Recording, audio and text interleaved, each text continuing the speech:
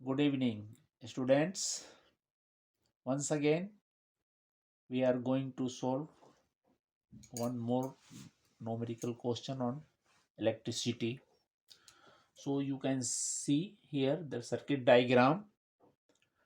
For the sake of time, I have drawn the circuit diagram. समझ लीजिए पहले अब R1, R2 and R3, three resistances are connected in this way. R2 and R3 are in parallel and R1 is in series with this. So first of all, and this circuit is connected with 12 volt battery.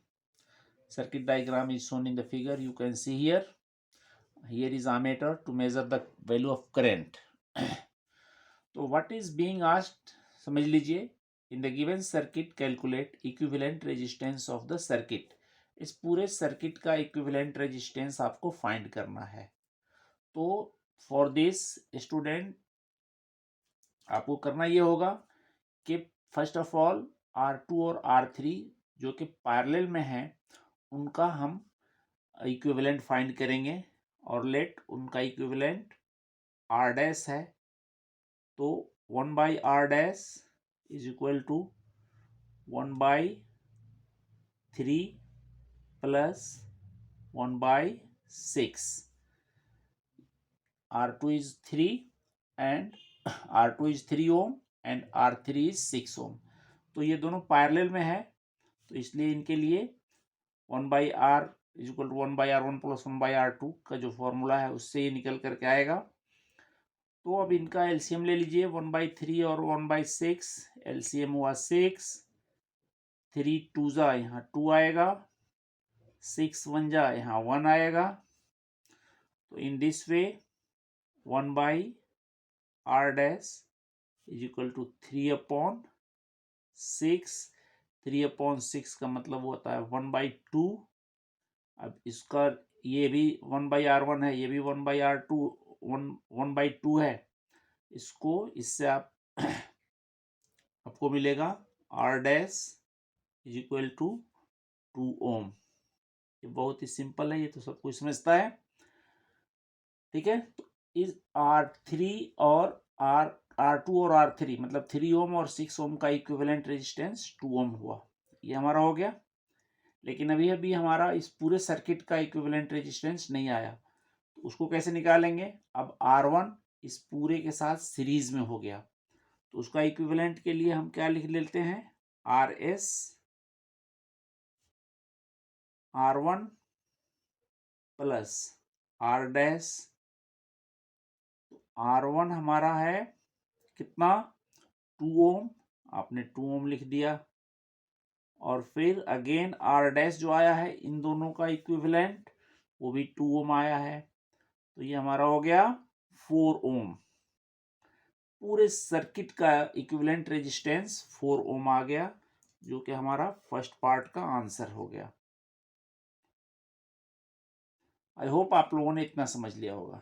Second part में कह रहा है current in circuit. अब इस पूरे circuit में कितना current draw हो रहा है, कितना करंट ये सर्किट ले रहा है उसको ये आमेटर मेजर करेगा. तो बी पार्ट को हम करते हैं. बी पार्ट में मैंने करंट निकालना है. Current of the circuit total I is equal to total potential difference by total resistance of the circuit जो कि RS है. पोटेंशियल डिफरेंस यहाँ पर 12 वोल्ट है और जो पूरे सर्किट का जो हमारा वो आया है इक्विवेलेंट रेजिस्टेंस इन तीनों का वो आया है हमारे पास 12 ओम. अब हमने डिवाइड कर दिया, ये हो गया 3 एम्पियर. यानी इस सर्किट में 3 एम्पियर का करंट फ्लो हो रहा है. तो इस तरह से हमारे पार्ट 2 यानी बी पार्ट का भी आंसर हो गया. ए हो गया, बी हो गया. अब हमारे पास कह रहे हैं current in R2 and R3. इस R2 में और R3 में कितना करंट फ्लो हो रहा है. तो गाइज ये समझिए यहाँ से जो ये करंट आ रहा है आई मतलब ये कितना का 3 एम्पियर का करंट जो आ रहा है यहाँ तक तो फ्लो हो रहा है. यहाँ तक 3 एम्पियर का करंट आएगा. यहाँ के बाद ये करंट दो पार्ट में डिवाइड हो जा रहा है. देखिए पैरेलल में है तो यहाँ करंट डिवाइड हो गया, यहाँ करंट डिवाइड हो गया, तो R2 जो रेजिस्टेंस है उसमें अलग करंट फ्लो होगा और इसमें अलग करंट फ्लो होगा। वो कैसे निकलेगा, उसको निकालने के लिए सबसे पहले हम ये देखेंगे कि ये जो पोटेंशियल डिफरेंस जो है यहाँ, तो इन दोनों पॉइंट्स के बीच में पोटेंशियल डिफरेंस कितना है और इन दोनों पॉइंट्स के बीच में पोटेंशियल डिफरेंस कितना है। तो पोटेंशियल डिफरेंस पहले हम कैलकुलेट करेंगे। तो उसके लिए सपोज कर लीजिए कि ये R1 है, इसके अक्रॉस पोटेंशियल V1 है, तो V1 हमने निकाल लिया। V1 is equal to I into R1। I is total current, total current है आपके पास कितना 3 एम्पियर, और R1 जो है आपका कितना है 2 ओम। इस तरह से ये हो गया आपका 6 वोल्ट, यानी ये V1 यहां से यहां तक इस दो पॉइंट्स के बीच में पोटेंशियल डिफरेंस कितना हो गया 6 वोल्ट हो गया। ठीक है, इस तरह से अब यहां पर ये इस पॉइंट और इस पॉइंट के बीच में हम पोटेंशियल निकालेंगे, उसको V से डिनोट कर देते हैं, V2 से। तो V2 इज इक्वल टू हमारा हो जाएगा कितना V2 जो हो जाएगा हमारा टोटल करंट, टोटल करंट हमारे पास कितना है I है, और इस पूरे सेक्शन का जो इक्विवेलेंट रेजिस्टेंस है वो कितना है 2 है। ठीक है,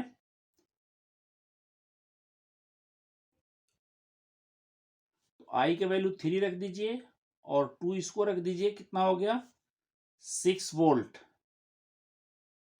मतलब यहां से यहां तक जो पोटेंशियल डिफरेंस है 6 वोल्ट है, और यहां से यहां तक पोटेंशियल डिफरेंस है 6 वोल्ट है। क्योंकि देखिए 12 वोल्ट की बैटरी है, तो potential difference between these 2 point is 6 volt, और potential difference between these 2 point is 6 volt. 6 plus 6 12 volt आपका कंप्लीट हो जा रहा है। तो ये यहाँ पर इसके अक्रॉस V1 निकल गया और इस सेक्शन के अक्रॉस V2 निकल गया, वो हो गया हमारा 6 वोल्ट, दोनों का निकल के आ गया। ठीक है, अब हमें निकालना है क्या कि करंट इन R2। अब ये आ जाइए थर्ड पार्ट C पार्ट पे, जो R2 है current in R2 and R3 C। तो यहां लिखिए current in R2 and R3। तो R2 में जो करंट फ्लो हो रहा है वो I2 से हमने डिनोट कर लिया है। I2 is equal to students V by में कितना R1 इसका रेजिस्टेंस R2, और ये इसको आपने किससे डिनोट किया है पोटेंशियल डिफरेंस को V2 से डिनोट कर लिया है। तो ये V2 हो गया आपका 6 वोल्ट, R2 आपका है 3, तो ये हो गया आपका कितना 3 2 जा 2 आया, यहाँ पर 2 एम्पियर का करंट फ्लो हो रहा है। यानी इस सेक्शन में R2 में जो करंट फ्लो हो रहा है वो 2 एम्पियर का करंट, इसमें 2 एम्पियर का करंट जा रहा है, और बाकी करंट इधर 3 एम्पियर में से 2 एम्पियर इधर फ्लो हो गया, तो बच गया आपका कितना 1 एम्पियर। इसमें 1 एम्पियर का करंट फ्लो होना है, वो हम निकाल के देख रहे हैं। R3 is equal to V3, या अभी ये तो यहाँ पर पोटेंशियल डिफरेंस सेम ही है इस पॉइंट और इस पॉइंट के बीच में, तो वही हम लिख लेंगे 6 V2 बाई R3। तो हमारा है V2 कितना है भाई 6 वोल्ट है, और R3 कितना है 6 है, तो 6 डिवाइडेड बाई 6 1 एम्पियर। आपने देखा कि यहाँ से जो करंट 3 एम्पियर को जो डिवाइड हुआ था, तो इस सेक्शन में 2 एम्पियर का करंट और इस सेक्शन में 1 एम्पियर का करंट, फिर यहाँ मिल करके वो करंट बन गया आपका कितना 3 एम्पियर का करंट हो गया। समझ में आ गया। तो इस तरह से आपका C पार्ट भी निकल गया, current in R2 and R3 भी निकल गया।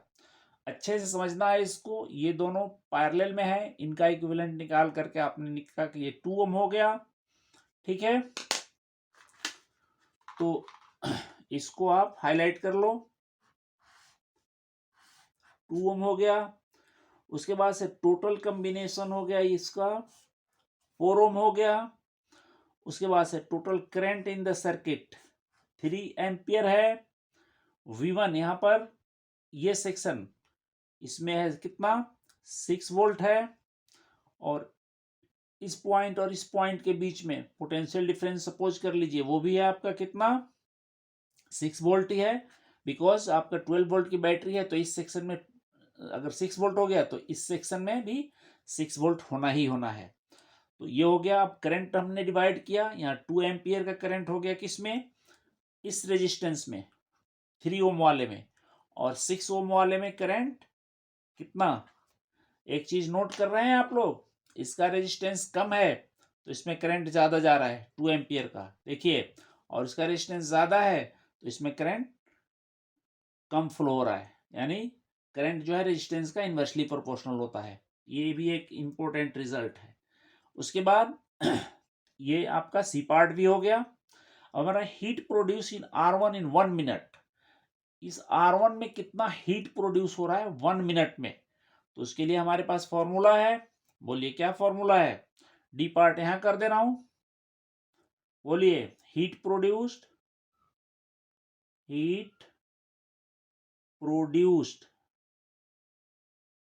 इन R1, टाइम दे रखा है 1 मिनट, 1 मिनट होता है 60 सेकेंड, 60 सेकेंड को आपने वो कर लिया।